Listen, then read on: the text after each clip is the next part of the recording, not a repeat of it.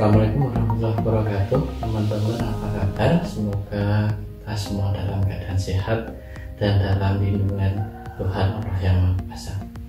Baik teman-teman, pada kesempatan kali ini kami akan menyampaikan materi mengenai bagaimana toh kita ini berbicara public speaking di depan orang banyak, dan bagaimana toh kita berbicara ketika kita menggunakan jari-jari kita. Baik teman-teman, berbicara ini sangatlah penting dalam kehidupan konteks kita sehari-hari. Bisa saja kita berbicara, berinteraksi sosial dengan masyarakat yang ada di sekitar kita, berinteraksi sosial dengan teman-teman kita, berinteraksi dalam lingkungan kerja, sekolah, kita berbicara formal dan lain sebagainya.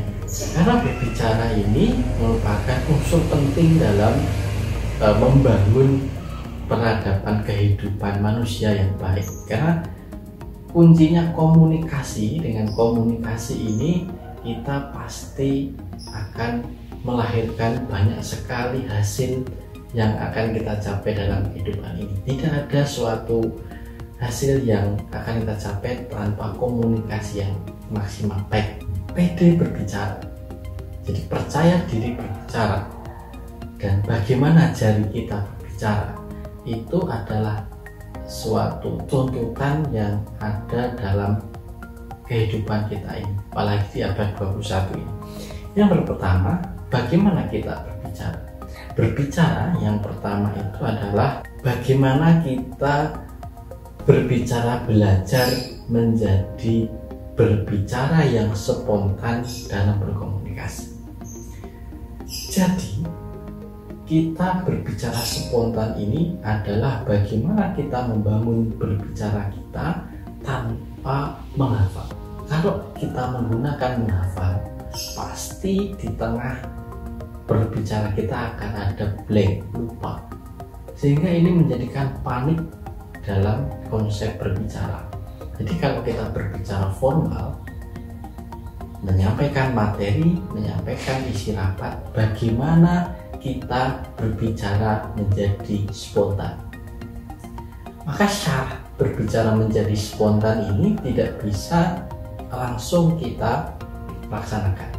Yang kedua, kita perlu membuat poin-poin berbicara mengenai materi yang akan kita sampaikan, sehingga kita memerlukan persiapan yang matang dalam konteks berbicara ini.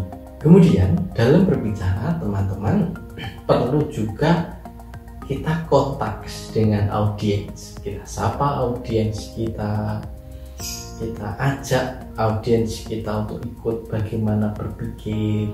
Nah, ini penting.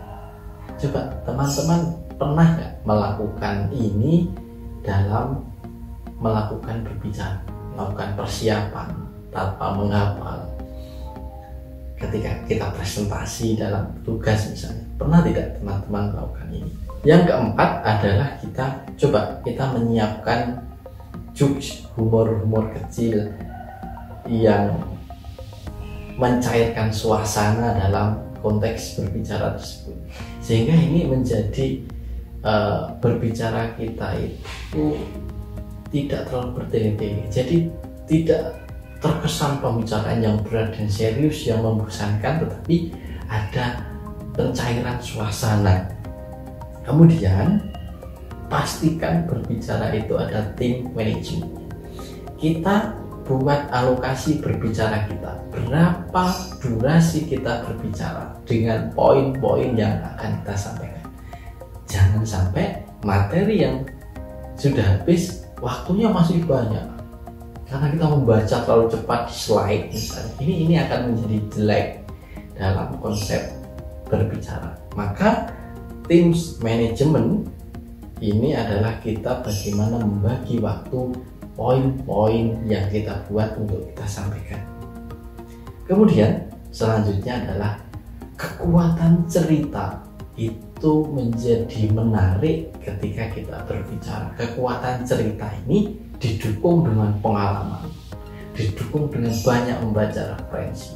Maka sebelum kita berbicara, lakukan kajian-kajian dari poin-poin yang kita buat, cari sumber referensi dan lain sebagainya supaya mendukung kekuatan cerita kita dalam berbicara ini menjadi menarik.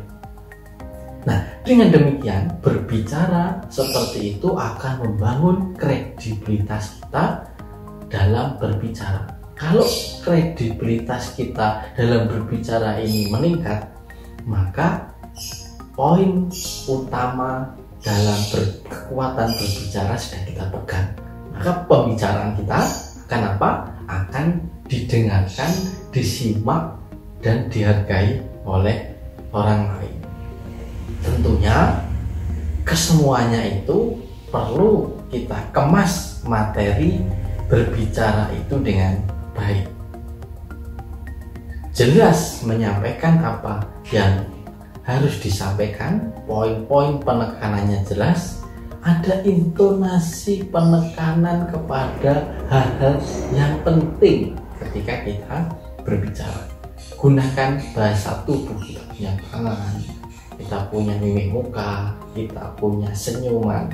Ini digunakan untuk menarik audiens supaya berbicara kita ini menjadi menarik. Penting juga sesekali berhenti berbicara untuk menghela nafas. Dengan menghela nafas kita mewujudkan adanya pikiran-pikiran yang baru, sehingga tenang kita bisa menata apa yang akan kita sampaikan selanjutnya dengan menghela nafas. Kemudian jadikan pendengar Anda itu tertarik dengan apa yang Anda bicarakan. Tertarik ini tentunya dalam menyusun poin-poin berbicara harus didukung dengan data-data, fakta-fakta yang jelas, mudah dipahami, kemudian dapat diterima oleh audiens dengan baik.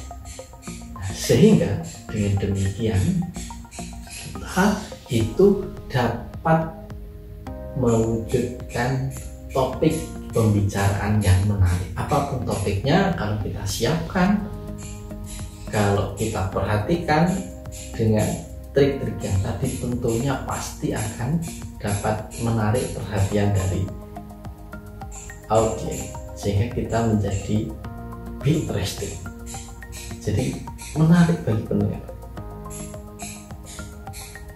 Kemudian coba teman-teman dalam berbicara ini kita membawa emosi diri kita rasakan apa yang kita bicarakan ini, sehingga apa yang kita bicarakan ini menjadi hidup, kemudian dapat membakar atau dapat memberikan motivasi atau dapat memberikan kenyamanan bagi audiens. Lalu yang terakhir yang perlu kita perhatikan dalam berbicara ini, teman-teman, berbicara ini tidak serta-merta 1-2 kali akan menjadi baik. Menjadi public speaking, menjadi trainer, menjadi pengajar, menjadi guru dengan juru utama adalah berbicara ini perlu yang namanya jam terbang yang tinggi dalam melakukan berbicara. Maka proses latihan berbicara ini mari kita mulai sejak kita di sekolah. Jadi teman-teman yang saat ini masih di sekolah, di perguruan tinggi, asahlah tingkat public speaking ini. Jadi jangan semata-mata kalau misalnya presentasi hanya membaca slide PowerPoint dan selesai. Itu akan mematikan aliran spontan kita dalam berbicara. Maka mulai dari sekarang coba kita kalau mau berbicara adalah membuat poin-poin pembicaraan, cari referensi, data, fakta untuk mendukung apa yang kita bicarakan, kemudian buat tim manajemen, kemudian mencoba berbicara yang menarik dan terus berlatih menjadi public speaking yang bagus. Nah, dengan demikian tentunya berbicara ini akan memiliki bobot dan menaikkan kredibilitas diri teman-teman dalam membangun komunikasi yang baik. Karena dengan komunikasi yang baik kita akan dapat diterima dengan baik oleh semua kalangan. Jadi mulai dari sekarang kita harus berlatih bagaimana berbicara dengan baik di keadaan apapun dan dengan siapapun.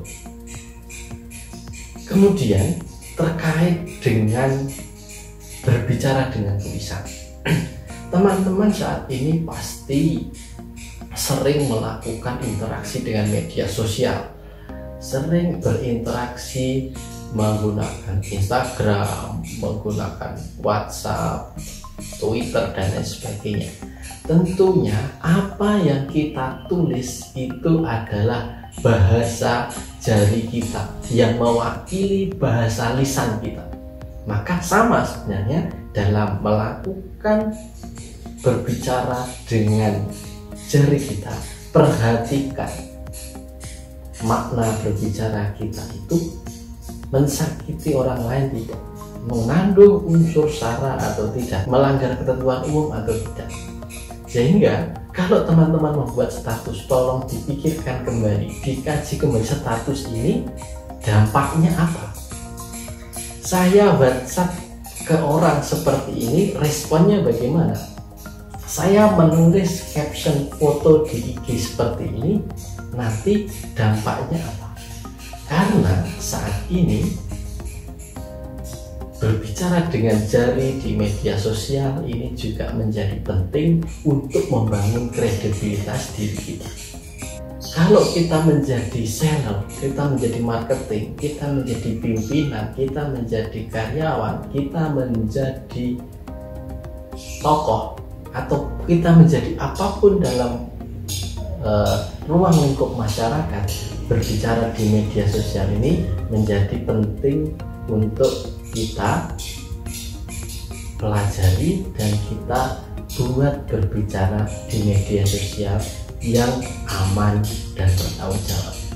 Saya kira itu terkait bagaimana kita berbicara di public speaking dengan audiens dan berbicara di media sosial yang baik dan bertanggung jawab.